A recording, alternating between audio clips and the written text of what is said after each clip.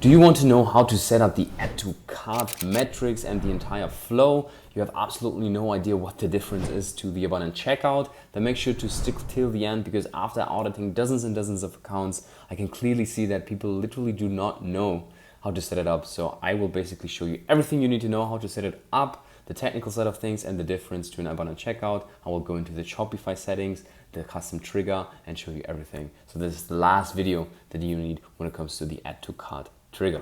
So welcome to this video. As I said, I'm going to go through how to set up an abandoned cart flow in Klaviyo for Shopify and any other platform. And this was me, when I realized the first time, when I saw abandoned cart and abandoned checkout. And it's super weird how Klaviyo positions the abandoned cart flow, because basically if you go into Klaviyo and you just type in flows and you go and look up abandoned cart, it's actually the abandoned checkout. Create flow. So that was the first time when I was like, something is off here, abandoned cart reminder. And then this is basically the checkout. But I want to basically go through how to install the add to cart metrics, as well as how to set up the flow in general within Shopify, because there are mainly two ways to do that, and we will cover both. But first, what is an abandoned cart? So most email marketers actually get this totally wrong whenever you see some accounts. Even Klaviyo, literally as I said, they call the abandoned checkout the abandoned cart. The reason? It requires a custom trigger, and Klaviyo thought, okay, this is probably way too weird to tell people to install something and then call it differently. But if you take a look at the funnel itself, from the email perspective, you have basically the trigger, if someone is active on site or they're viewing a category, this is what we call this head abandonment. Then we have, the metrics viewed product. This is basically the browser abandonment. If they are looking at a dedicated item, you can then retarget them with this item. And then you have this little small thing called add to cart. And it's basically if someone adds to cart but doesn't move further. It is required to have their email address before, and we don't get them by adding to cart. That's why it's super small and it's really nuanced. And if you don't set it up, it's usually okay, because they are technically already within the viewed product section, so that's fine. If you run any dedicated landing pages, then they are in the active on site part, but it is helpful to have an add to cart, especially if you want to, if you have enough volume that you can actually say, okay, if someone is in the browser abandonment, they will just get 10% off or something, or we will have a different strategy than if someone actually adds to cart, because from the customer standpoints, people who add something to cart are way hotter when it comes to the conversion window than people who just look at an item. So that's kind of the differentiation. And then if someone goes literally into the checkout process, then the abandoned checkout. So there's the little differentiation, and that's pretty important to know. So basically everyone who adds one of your items to their cart and does not go further into the checkout, this means they are more likely to purchase than someone who is in the browser abandonment, but not as hot as someone who's in the abandoned checkout, as I previously mentioned. However, due to the very niche trigger, it will not have that much volume. Now let's go through how to set it up. So first of all, how to install the metric.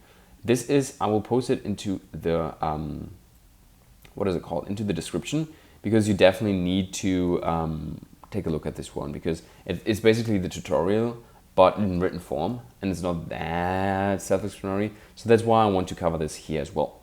So basically what you need to do, there are mainly two ways to actually do that.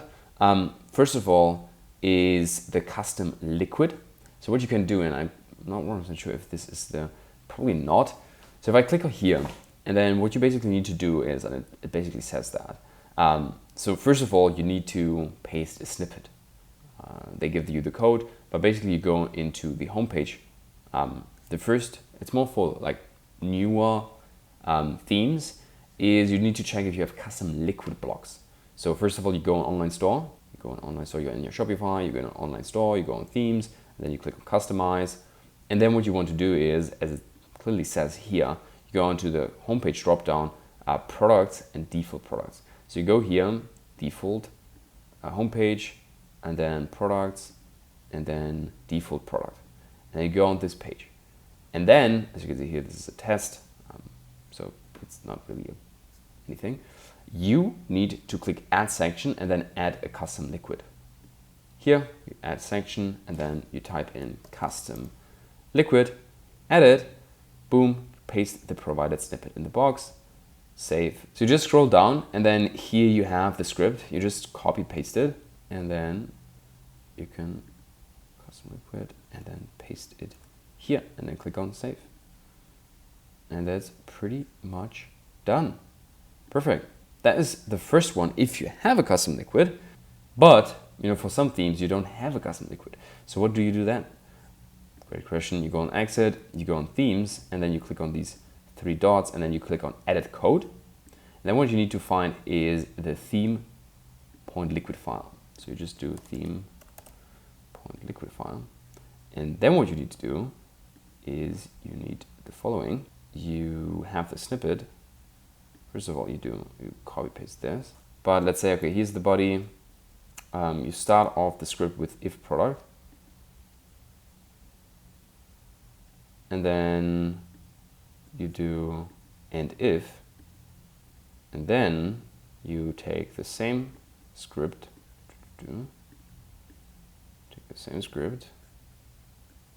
and paste it between these two. And then you click on save. And that's pretty much it. To actually test it, what you can do is, so I don't have it linked right now, so I cannot really test it. But if you want to test it, you need to do the following. You just go on your home page, add the following to the end of the URL. So you do, in my case, let's say it's gymshark.com/ and then what you do, in my case, it would be, let's say lucas@ecom.com. Boom, done. It needs to be the profile that is already opted into the entire setup.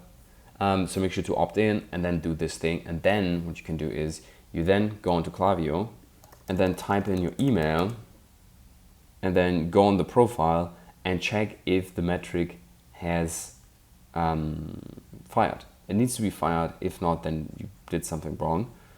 So make sure to test that. If you have any struggle with that, make sure to let me know.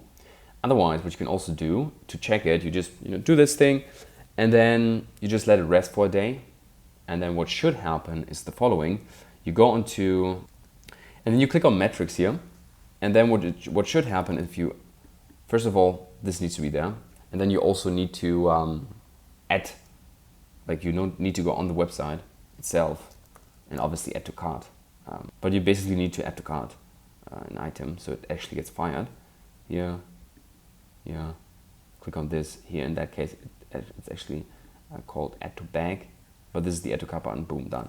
Now it should have triggered. And then what you basically can do is, as I said, go into metrics, check if the add to cart is here, and then it should fire. In that case, it's not firing. So here, the entire metrics is not installed. But if you see some movement here where it says yes, 1, 2, 10, 15, depending on how much volume you're doing, then everything worked out. Now let's quickly cover how to set up the flow itself.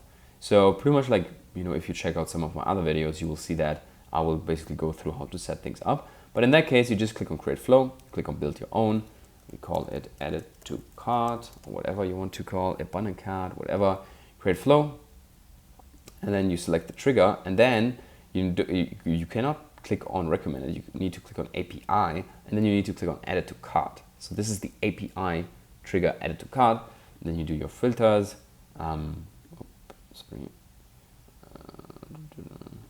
Boom, add profile filter. So what you do is person has placed order 0 times since starting this flow and has not been in this flow in the last, let's do 14 days. And that's pretty much it.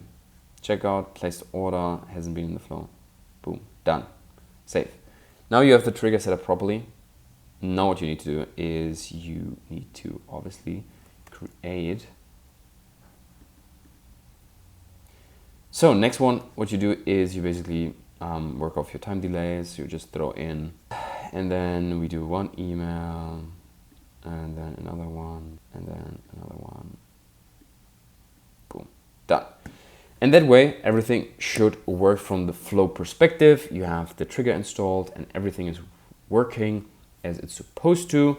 If you have any questions, feel free to let me know, but this is pretty much it. Thank you so much. See you in the next one. If you want us to handle the entire installment plus everything else when it comes to email marketing, then make sure to schedule your call with me. There's a link in the description, gets you to my scheduler. We have a super chill conversation, and by the end you definitely know way more when it comes to scaling your store. And worst case scenario, we will provide you with the free audit of your entire setup. Otherwise, make sure to watch some of my other videos, and then I see you in the next one. Take care.